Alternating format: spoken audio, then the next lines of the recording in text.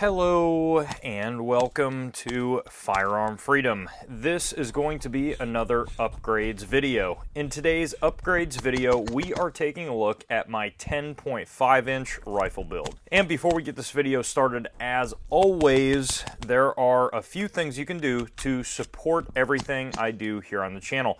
First and foremost, there is a link down in the description to the Firearm Freedom merchandise store. If you check out that merchandise store, anything you buy there seriously helps support what I do on the channel, and I can't thank you guys enough for repping the brand.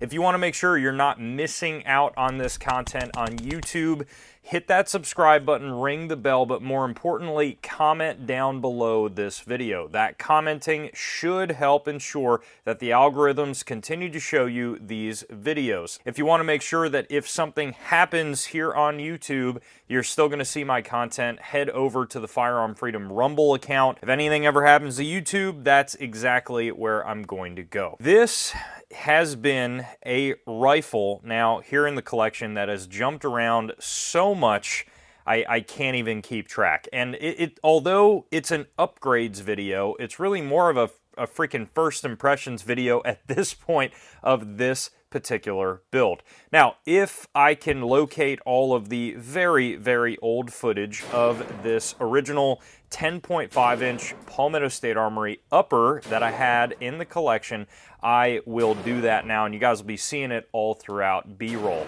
This rifle started its life as a Palmetto State Armory 10.5 inch pistol here on the channel. I had the factory Palmetto State Armory rail. It was a complete factory Palmetto State Armory upper 10.5 inch with the flash cup hidden underneath the rail, and I was running that primarily as my home defense gun for years. I loved that thing when I first got it. It was, and I know many of you are probably going to roast me in the comments section, it was one of my first ARs that I thought was like the coolest thing ever, and the first one that I really kind of put some money into in getting a really good bolt carrier group and getting a really good trigger, spending my money on an optic. And yes, it was a Palmetto State Armory upper, but that thing actually ran super reliably, and I loved the gun for a very long time. I was running the OG blade stabilizing brace on there for a long time. That was kind of when that was cool. So it really kind of hit deep in the feels there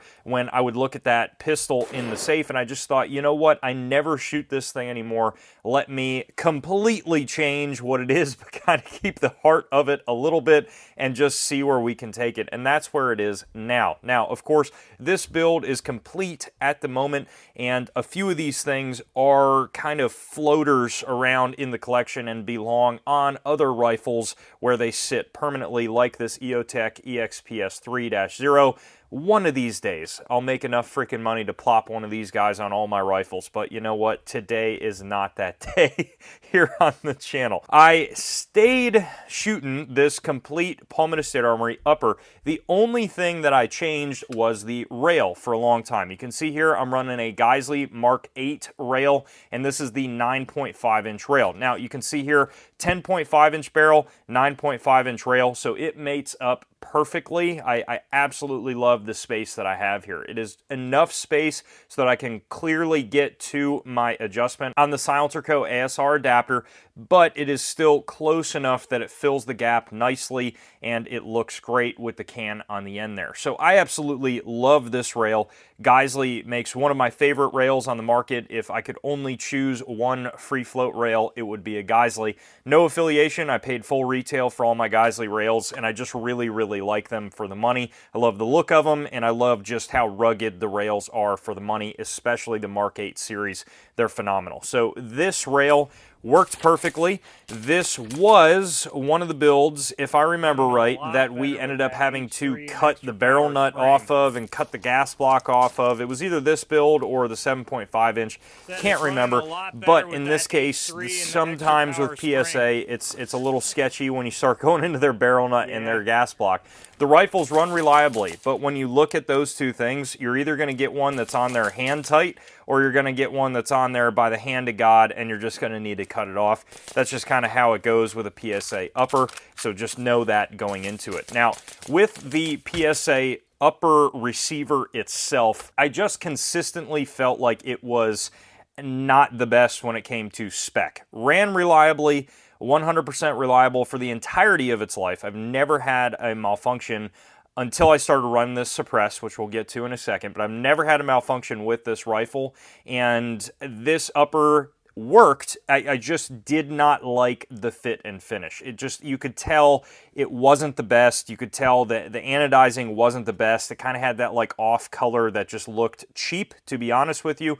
And now in this rifle configuration, I just wanted to upgrade it ever so slightly. So I did go with an Aero M4E1 lower, and this lower, I know a lot of people hate Aero now, and to be honest with you, as a company, I'm not a fan either. These M4E1 lowers have just kind of been my go-to. They work really well. I like the look of them.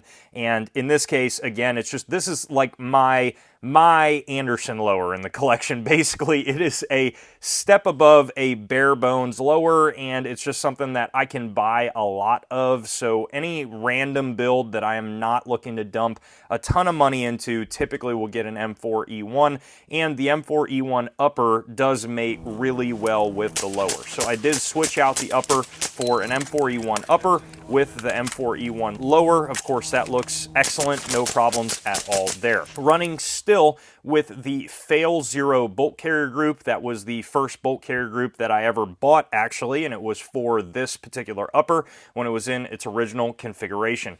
This is an OG nickel boron bolt carrier group, and it is usually silver, but in this case, obviously, as you can see, it's a little dirty. The nickel boron in the Fail Zero bolt carrier group is actually done very, very well. This was originally bought at a time when like nickel boron was the only way to go. Nowadays, as we've kind of seen everything progress, it's a little bit hit or miss. Not the best, not the worst. In this case, Fail Zero always did a great job with their bolt carrier groups. Never had an issue with this chipping or anything like that. It has ran super reliably, no complaints there at all. I have a factory mil-spec trigger in this. This is from a CMMG lower parts kit. These fire control groups are actually phenomenal. They are standard mil-spec poundage, but for a mil-spec trigger, they're pretty freaking good, so no issues there. For the charging handle, I do have a BCM Gunfighter charging handle. This is one of the newer charging handles, and I am not the biggest fan of these. I really like the old school BCM charging handles, but in this case, it gets the job done well. No problems at all there, and I have not felt the need to switch this out to anything else. Running a B5 SOP mod stock on the back. This stays being one of my favorite stocks. It's maybe not the favorite stock, but it's definitely up there on the list. Incredible stock. No complaints there. Does a great job, especially on this build. Looks great as well. Troy pistol grip, again, company-wise, I get it. I'm also not a fan of Troy, but in this case, I really do enjoy their pistol grip, so I have it on this build. This was actually a pistol grip that was floating around on a bunch of different things, and I just randomly picked it up out of the collection, out of a bin or something like that, and figured it would go great on this build. It has a good amount of traction. It has an A2 style angle to it, but you can see there's no finger extension thing there in the front, and it also has a really good amount of texture. Of course, as I mentioned on the top, running an EOTech EXPS3-0, incredible optic. The more that I use this EOTech, the more I love it. I love EOTech for the most part across the board, but this EXPS3-0 with the quick detach mount, getting it slightly higher is just awesome, whatever I put it on. Any rifle that I've put this on so far, it's just done an incredible job. So no complaints there. Running the XS flip up sights. These are the sights with the tritium insert in the front, so they do glow in the dark in the front there. I actually originally did a review of these sights where you guys can see this upper being featured on another lower in the collection. And in that video, we can start kind of talking about the issues that I had running this gun suppressed. So that was the first time I had ever run this upper suppressed, and I had the Silencer Co. Omega suppressor on the end, standard carbine buffer, because that's always where I start. You want to start there and work your way up if you have issues. Never just jump right to an H3 because the internet told you so. Start at carbine, work your way up from there. So that's what I did, and I noticed that at carbine, we were having like AR-10 levels of overgassing. It was insanity. So you guys know, I kind of like an overgas rifle. It's not a huge issue to me, and if it's just spitting brass kind of up towards that 1, 2 o'clock position, I'm fine with it, especially if it's going to be very reliable, unsuppressed. In this case, the brass was just kind of like pooping out the ejection port side here, and that's an indication that it is so violently ripping off of the rim too quickly that it's not properly ejecting the brass. So you are past the point of overgassing and getting to the point where it's probably going to yield some issues on the gun, maybe even quickly damaging parts, depending on how badly that's going. Now, aside from all of those things, it also just didn't run. So the carbine buffer with this setup, just absolute no-go. Now, of course, unsuppressed, it was just fine. It was a little bit overgassed, but no problems. With Palmetto State Armory rifles,